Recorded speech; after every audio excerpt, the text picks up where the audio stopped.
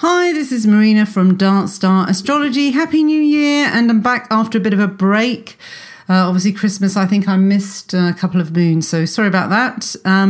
But anyway, it's a new year. So here's the new moon for January the 16th, and it's at 26 Capricorn. So a good few lessons shall be learnt at this new moon because it features a aspect pattern known as the learning triangle.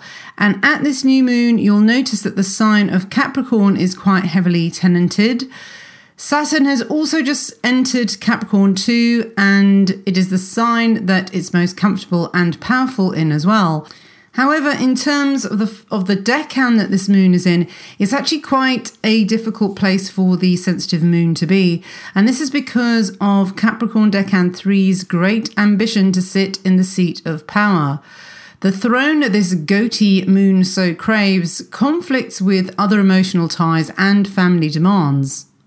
Now, in the mundane world, this new moon highlights behind-the-scenes advisors who rule vicariously, and care is needed not to pick the wrong leader to follow. Otherwise, one can become the lapdog to a very domineering and bullying superior.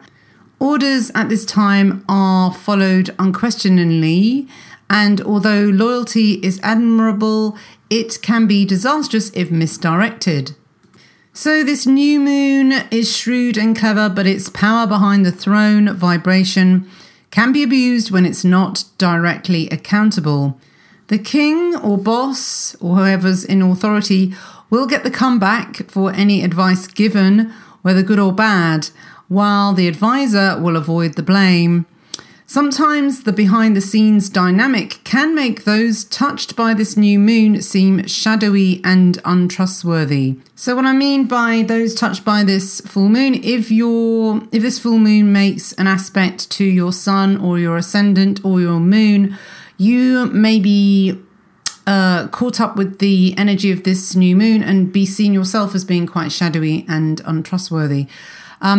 Now, the star of the new moon is also not very pleasant either. It's called Terebellum, which does sound like terrible, but it's actually Terra Bellum. It's found on the hind quarter of the horse, part of the archer, and Vivian Robson says it gives a fortune, but with regret and disgrace, cunning, a mercenary nature, and repulsiveness.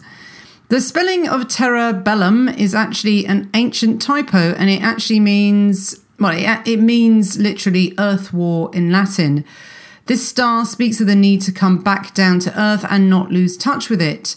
Runaway technology that keeps us out of tune with nature's cycles can result in us becoming unsympathetic to flora and fauna. Earthly folk will take it upon themselves to campaign to bring this earth connection back, and this does go a long way to redeeming the negative aspect of the star. So conservationists will be active at this time just as much as those who are destructive towards nature. So the aspects for this new moon are Moon conjunct Venus, Moon square Uranus, and Moon sextile Mars.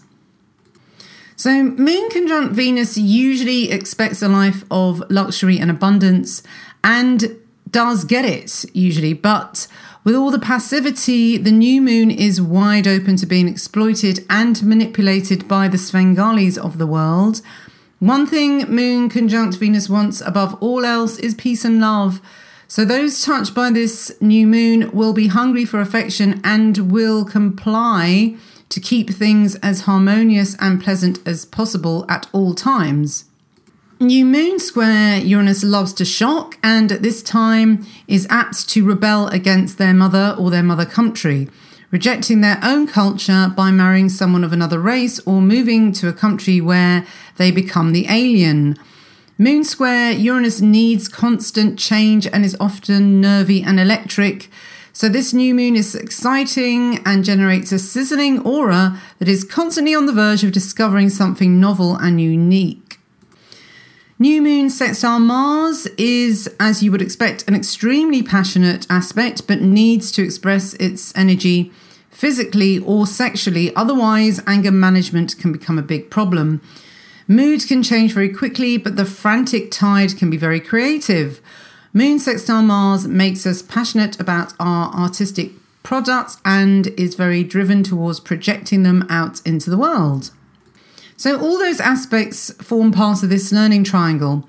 So how these work really is that the tension starts with the moon square Uranus, and this could be a rebellion that is cooked up for disruption's sake only.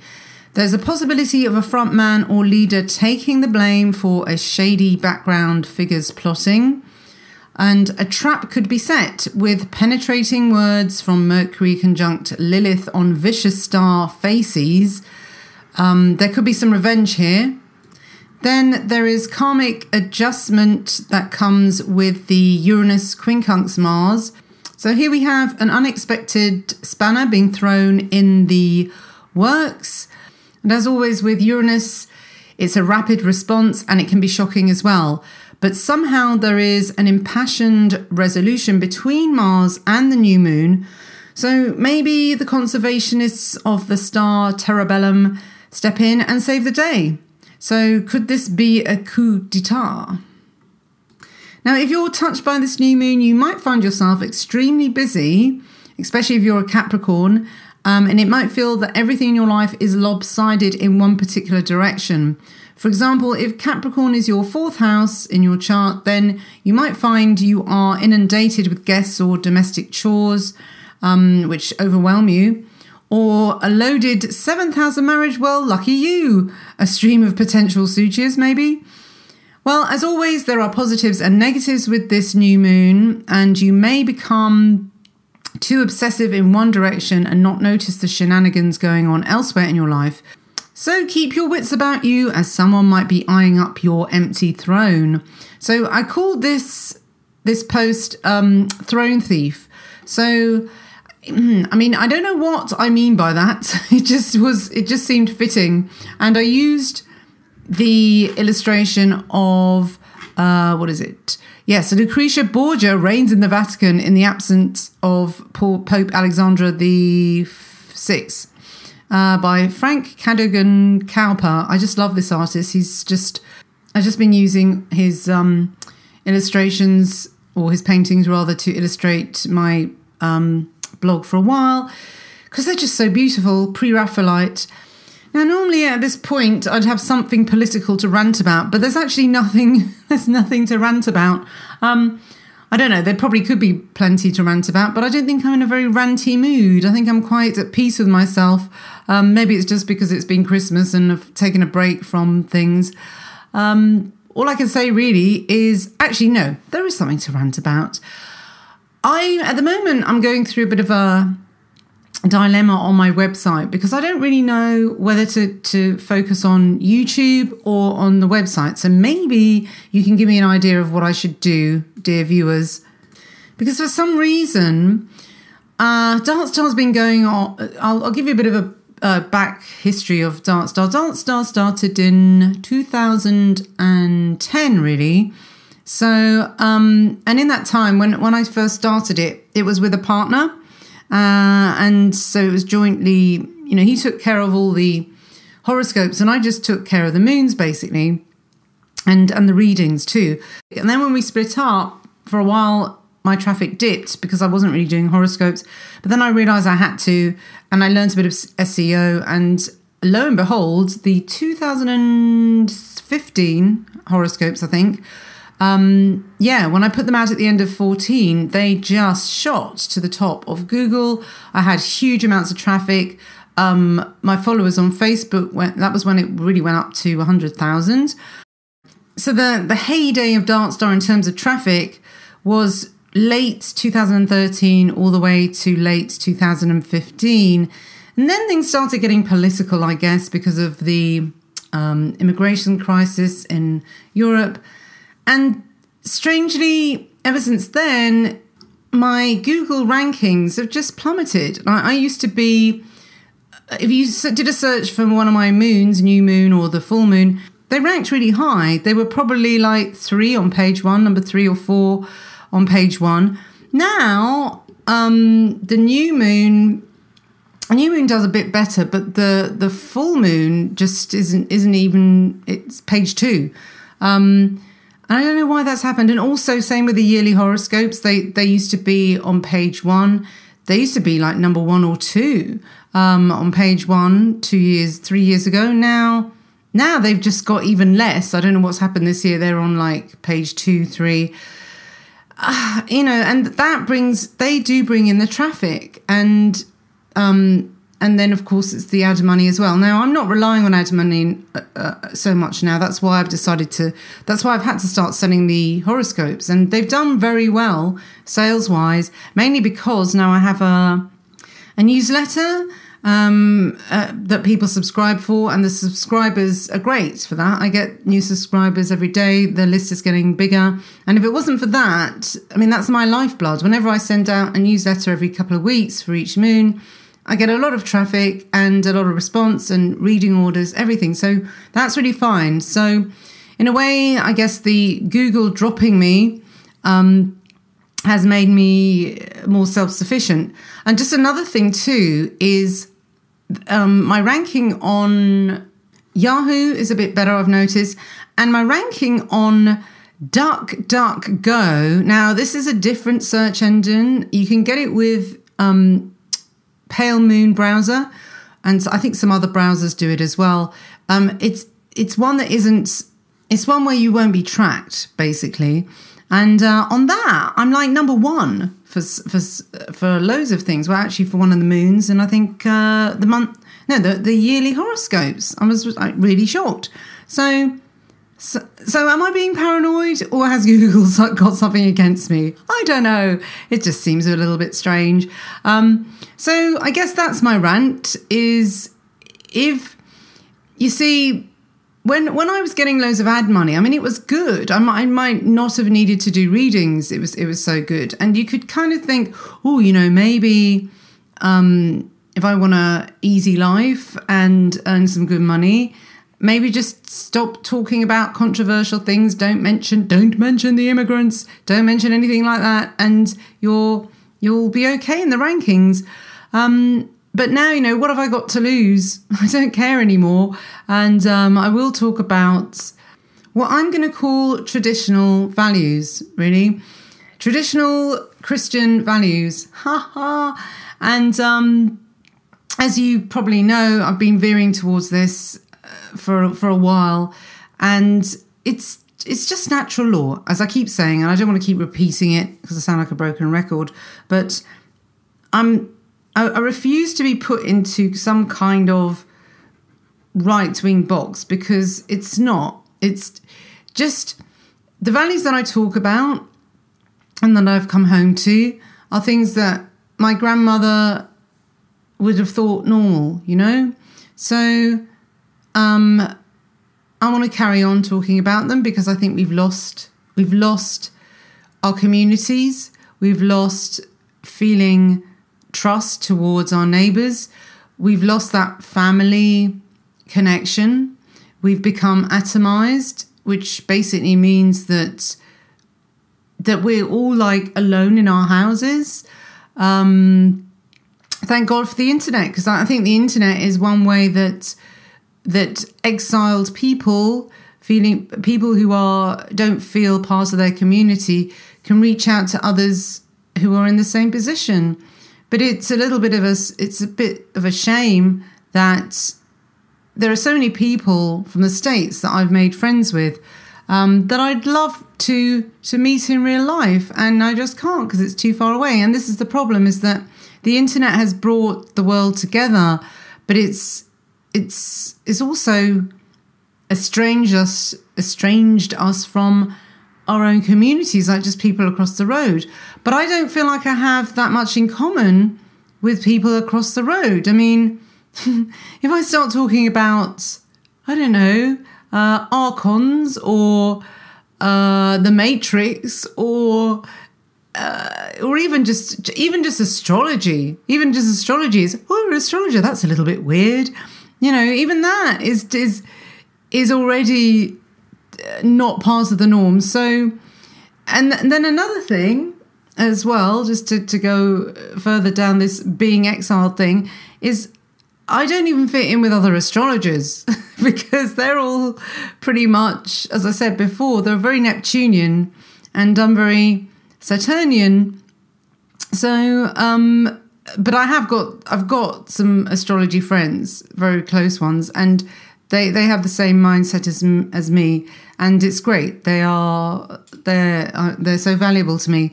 But generally, the older generation of astrologers, I mean, I get on with the younger generation. They're not the same age as me, though. I'm in this weird kind of Generation X void where a lot of the astrologers are either much younger than me, where I think they're probably millennials, and the ones who are older than me, they're probably only about 5 years older than me, but it feels more like 15 years older. And they seem very much caught in the 1960s, you know? So they're just too hippy-dippy for me. And yeah, so I'm in a bit of a void here. But anyway, I have an audience, apparently, somehow. And I just want to say to you, hi, everyone. And if you think I should be doing more videos and just give up with trying to rank high on Google, because I don't think I'm doing very well there. I have to say, though, I am moving my site from HTTP to HTTPS, which means it's more secure. And apparently Google is now favouring sites that are HTTPS. That may well make a difference. Plus, I've got a webmaster on the case now because I'm fed up with trying to figure it out myself. I've been racking my brains and nothing seems to make sense. I mean, when I was ranking the highest as well, the website was ugly. It didn't work on a mobile. It didn't look half as good as it does now. The writing was terrible because I was only just beginning. There was typos all over the place. The grammar was really bad. And yet, you know, it was doing the best it ever did. And now that it's more professional, so I don't know. Maybe I'll find out what's going wrong. Because at the moment, I have a webmaster working on it right now. And we'll see. But otherwise, it might just be a sign that I need to move away from horoscopes and maybe go down the rabbit hole of social commentary, more political stuff. I mean, I did say I'd move away from it, but I just don't know what to do. I don't know what to do because I'm feeling a bit being like I don't belong anywhere because people who are into politics, they're very skeptical and they're not about spirituality at all. And they would, you know, they're not into astrology. They just laugh at that.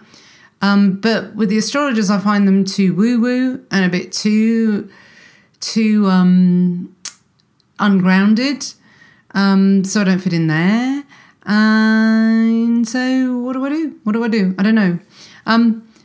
Then I've been asked to do an interview with Denny from Why This Is True. And this is more of the kind of UFO side of things. And I'm not sure about that either because, again, that seems a little bit too Neptunian for me. So I'm skeptical about that.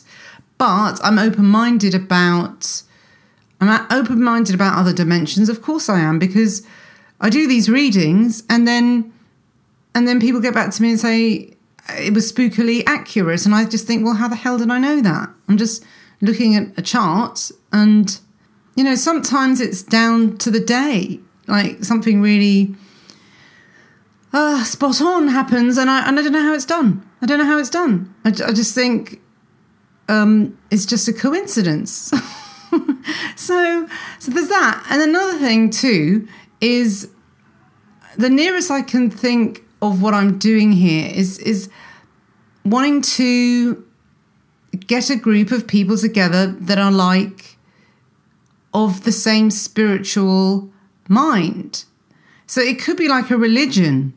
So, but I don't like the whole New Age thing either, because you don't want to be some kind of a weird cult either.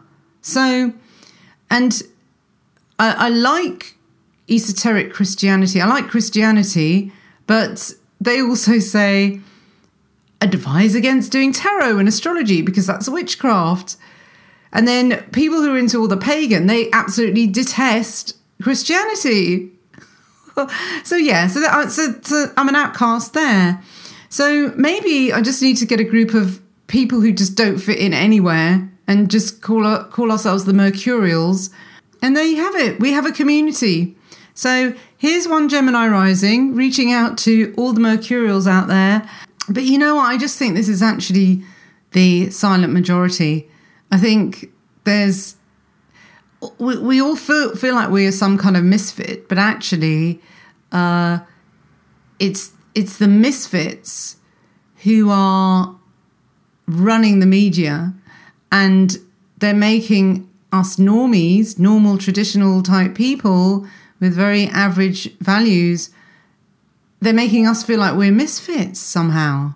And we're not. We're just conservatives. And when I say conservatives, I don't mean right wing. I mean conserving conservation. I mean it like that. And that's what tie it back to this new moon, because I'm thinking, what has any of this got to do with the new moon? But it's about conserving and not being progressive to the point where you are completely so far removed from what is natural and normal. People actually don't like change. Average people want things to stay as they are. They want to feel comfortable.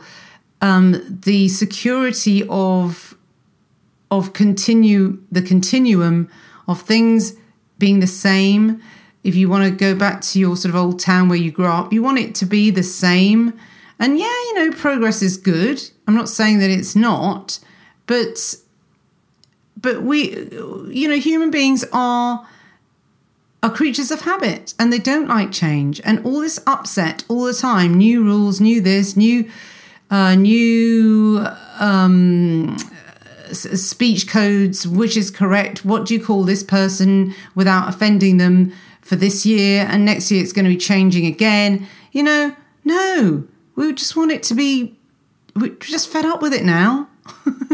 Or maybe I'm just turning into an old fuddy-duddy, I don't know. But I think the young people are the same. I think the young people, they've had enough of this insane change for change's sake. And they've had enough of Uranus-in-Aries, actually. You know what? It's probably Uranus-in-Aries. And we are having Uranus in Taurus coming up soon. And maybe that just means that change will slow down, and change will be traditional, and change will just be comforting and not drive us insane. I think that's what that's about. All right, then. So that was my rant, and I've got that out of my system now. And I will return to the mellowness that I had before I started ranting. So, happy new moon in Capricorn, the sign of the goat, creeping up his mountain slowly but surely, without any out of the blue potholes or any such thing.